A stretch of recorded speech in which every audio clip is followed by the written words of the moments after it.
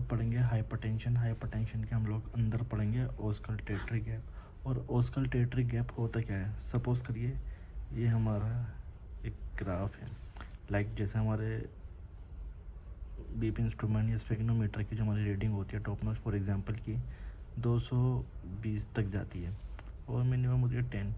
तो for example आपने किसी पेशेंट का बीपी लेना स्टार्ट किया और आपने उसको इन्फ्लेट किया, इन्फ्लेट करते गए और आप पहुंच गए 220 तक। फिर आपने उसको डिफ्लेट करना स्टार्ट किया, आप नीचे आए, आपको फर्स्ट साउंड सुनाई दिया, उसके बाद आपको बीच में कहीं पर साउंड मिसिंग होगा, उसके बाद आपको सेकंड साउंड सुनाई देगा, ठीक है। उसके बाद वो साउंड कंटिन्यू होता डिसअपेयर हो जाएगा। इस बीच में ये जो गैप है जहाँ पर आपको साउंड नहीं सुनाई देता, इसको बेसिकली हम लोग बोलते हैं ऑस्कल्टेटरी गैप।